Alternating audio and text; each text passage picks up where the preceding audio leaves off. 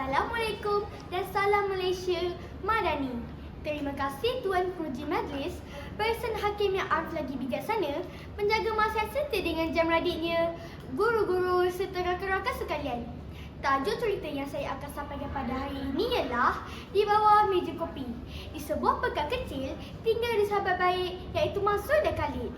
Di mana ada Mansur, di situ ada Khalid. Mansur seorang yang agak rendah tetapi badan tegap, lincah dan cergas melayakannya digelar olahragawan ketika di zaman persekolahan. Manakala Khalid berkacamata, tinggi serta kurus dan antara pelajar cemerlang di sekolah mereka. Perwatakan mereka sangat berbeza. Mansur tidak mempunyai matlamat hidup dan hanya tuju masa depan. Berbanding Khalid, seorang murid yang berwawasan. Dia bercita-cita untuk menjadi seorang wartawan apabila dewasa nanti. Dia ingin menjadi seorang wartawan yang berwawasan dan beretika dalam menulis. Mansur kagum dengan azam dan cita-cita sahabat karya itu.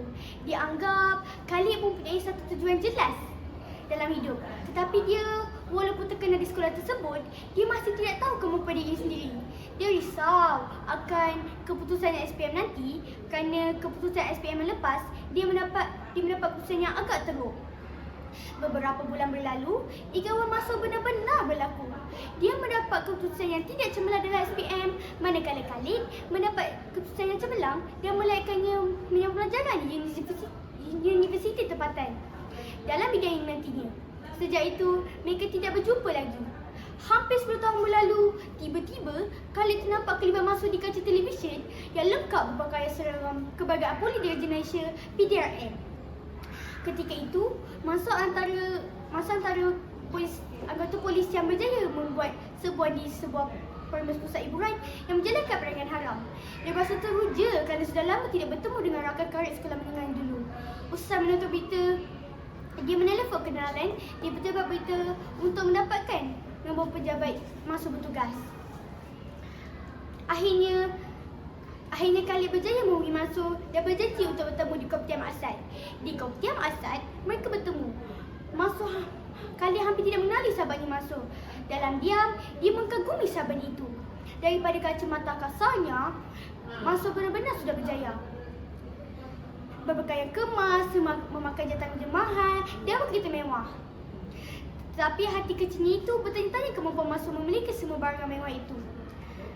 Walau bagaimanapun, perasaan kecilnya itu berlalu pergi.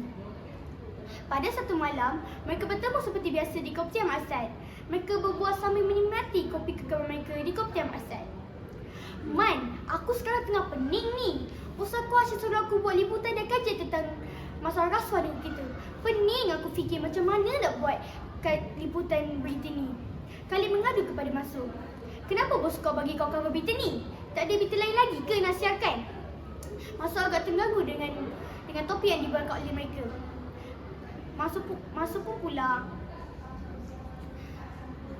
Khalid juga pulang awal. Semasa dalam perjalanan ke tempat letak keretanya, tiba-tiba Khalid telah ditahan oleh dua orang lelaki yang berbadan tegap.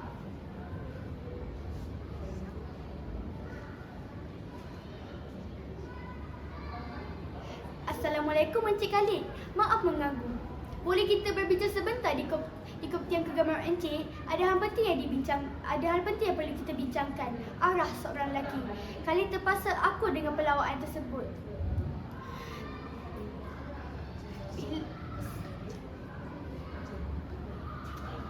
Perbincangan tersebut berjalan dengan serius.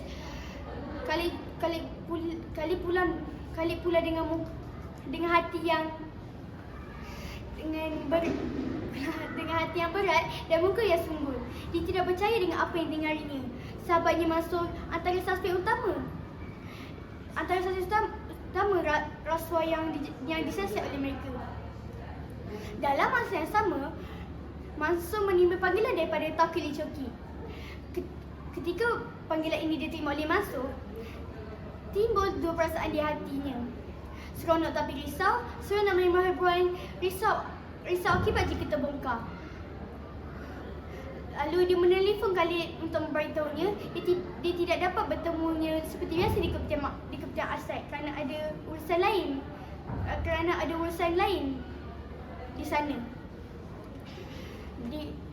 Di Koptiam Asad, meja biasa mereka duduk, kelihatan masa sudah bertekar dengan tauke Cina itu. Kelihatan tauke Cina itu menyerahkan beberapa sampo yang berisi duit di bawah meja kopi mereka. Ketika masa cuba untuk mengambil sampo berisi duit kopi lim, tiba-tiba dia terperasan sesuatu yang di bawah meja mereka. Sebagai seseorang bekerja sebagai polis, dia dengan senangnya mengecam alat tersebut. Perangkas suara. Tiba-tiba 4 lelaki yang berbadan tegap masuk ke dalam keputihan Asad dan menyuruh Mansur Dalim untuk menyerah. Kamu berdua telah ditahan kerana disyaki melakukan kesalahan rasuah. Bagi kerjasama kepada kami dan sebarang dakwaan akan dibincang di balai polis. Ara, seorang lelaki. Dia merupakan seorang pegawai SPRM.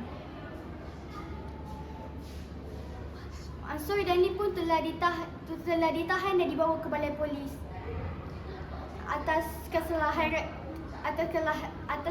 pecah amanah serta rasuah. Hai kawan-kawan, pengajaran daripada cerita ini ialah jangan kita mengharapkan dunia sahaja. Jangan kita memandang dunia sahaja. Sekian, terima kasih.